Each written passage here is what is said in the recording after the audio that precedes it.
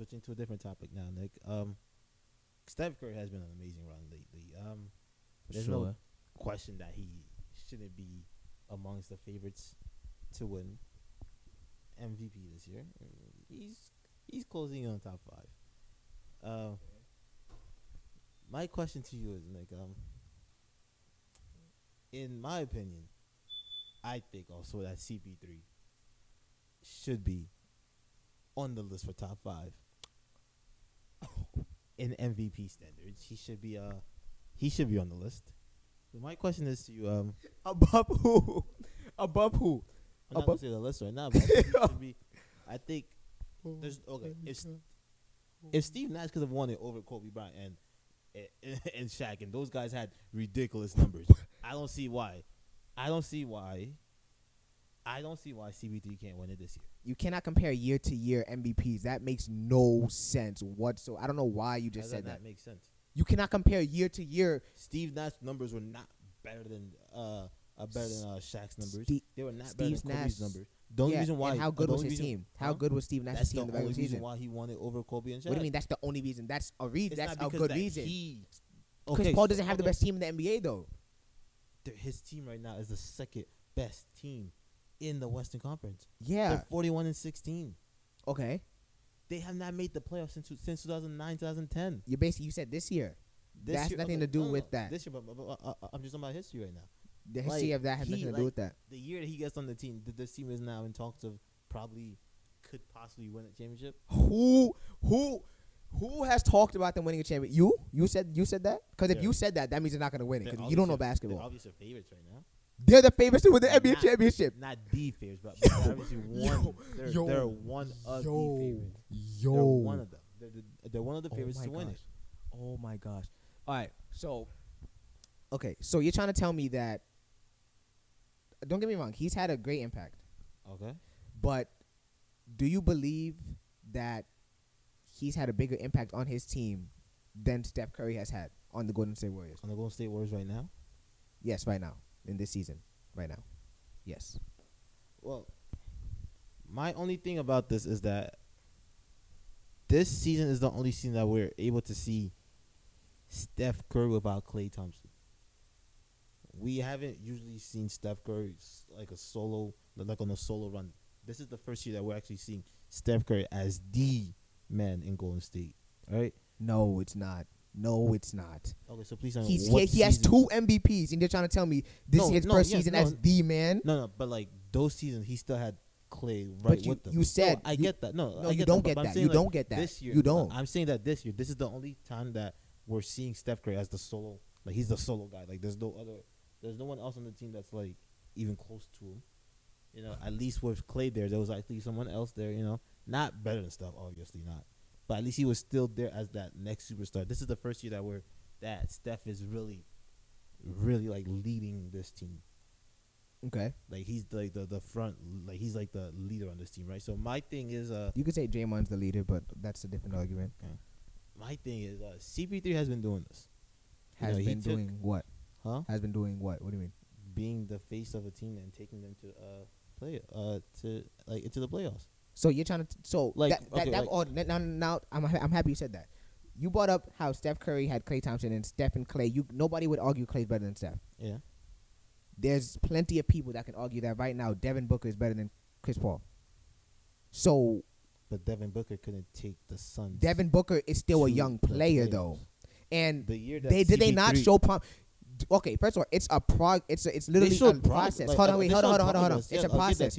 It's a process though. To take them over the edge. It's a process though. Yo. Okay. So it's a process though. Okay. His first few seasons, they weren't that good. They were terrible. But he didn't have anything around him. So okay, now let's keep going. 2019, they got Monty Williams. Ever since Monty Williams got there, the team has shown a lot more promise. For example, look at the bubble last year. Yes.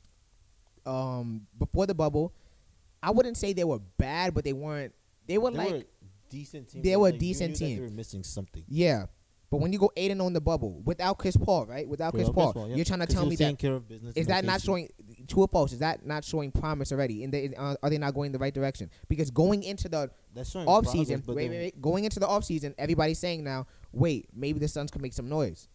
So you can't say. Don't get me wrong. Yeah, he's had a big impact coming on that team. Now they're the second seed, but you're trying to make it seem like they were literally like garbage, and then he got there, and now they're amazing. They were already showing promise. They were bad. And on top of it, they made off-season moves. You act like players don't grow. You act like it's literally just Chris Paul and Devin Booker. DeAndre Ayton has grown as a player. They added Jay Crowder, who's a great veteran player, great veteran presence. I don't know if you know who that is, but Jay Crowder. Michael Bridges, evolving as a player. Remember Langston Galloway from the Knicks? Remember him from a few years ago? He's on that team now. They have great Cameron Johnson. They have great key players. They're young players who develop year after year. I'm not saying Chris Paul's had a great impact. I get what you're saying, but I'm just saying that I think out of all the players that you just said, I think Chris Paul is probably had the biggest impact on the Suns. Okay, I have a question. If Chris Paul leaves the Phoenix Suns, are they competing for a playoff spot? You place him with who? I don't know. If you replace if Chris Paul, because if they don't make that trade, for Chris Paul this offseason, are they competing for a playoff spot after going 8-0 in the bubble? Depends on what point guard they get, but in my opinion, no. They're not competing for a playoff spot. No. So they were competing for a playoff spot last year, but this year they wouldn't. Last year they were barely competing. They still competed for it. Like if the NBA did not do the change the rules, don't say if. Don't say if. That's the way the NBA is now, though. You can't say if. That's the format. You can't say if. I can't say if. That's the format. You can't say if COVID and all did not happen, they would not have made the playoffs last year. They didn't make the playoffs either way. Okay, they didn't make the playoffs. But they were still competing for it. They went 8-0 on the bubble, and they were like one game out. They were not gonna make the play. They were not gonna make the playoffs. If Steph Curry's off the Warriors right now, where are they? They're probably still in they're 10th in the league right now. So they'll obviously wait. They're ninth. They're ninth in the West right now. They are ninth in the West right now. If Steph Curry, they are 29-29. By the way, Steph Curry's missed 7. Steph Curry's missed 7 games this year. For all of you guys who I'm sure you don't know this, but for all you guys who don't know this, Steph Curry in the 7 games he's missed, the Warriors are 1-6. Okay. If Steph Curry is not on the Warriors this year, what are they doing? Where are they? They're with the Houston Rockets. They'll be down. So they'll be down that where's Phoenix if they don't have Chris Paul? They'll be probably in that class to you. They'll be not in that class, but they'll be probably 10th, 9th, 10th. So you're trying to tell me a player who is carrying once again, you're trying to tell me CP3 has had that big of an impact on the Phoenix Suns. So let's look at this. And what the Warriors have had to deal with. Draymond Green is averaging less than 10 points now. He's still a great player. He's a great player though. He actually is a great player. He can barely give you 7 points in the game. He's still a great player though. So James Wiseman, he has a lot of promise, but this season to me he hasn't really fully, this is his first year. Yeah, that's fine. He does not even have shooting around him like that. So defenses are literally collapsing on him, doubling him, taking the ball out of his hands. And right now he's the leading scorer in the NBA. Okay. Scoring 30+ straight points in 11 straight games. Yes, because his team has needed him to do that. Yes. Yeah. So CP3's role is different. His role is. So CP3 could do what he's doing. You're saying CP3 could do what? What Steph Curry's doing right now with the team that he has around him. If you switch roles, for example, could Chris Paul do what CP3? Could Chris Paul do what Steph is doing? If I put Chris Paul on Golden State, I would love to hear this, ladies and gentlemen. If I put Chris Paul on Golden State, it'll be a tough fit. That doesn't answer the question. They'll probably be somewhere where they are right now.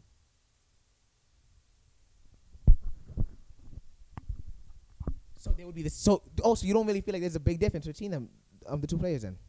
That's what you're saying. Is that what I'm hearing? There is a difference. One is still at their prime right now. The other one's not. That doesn't answer the question. That does not answer the question. That does not answer the question. That's not what I asked you. If you're saying that you're saying that they would be in a similar position, which means that you don't feel like there would be that big of a drop off from either player. You're telling me that Chris Paul is not a good fit. But hold on. That's what. Wait, you just said. Paul will bring Chris Paul will bring the best out of everyone. You just said Chris Paul would not be a good fit for the Warriors. But then if he went to the Warriors, it would be a difficult fit. That's what you said. It would be difficult. A difficult fit. Hold on. Difficult. It'll work out. Difficult.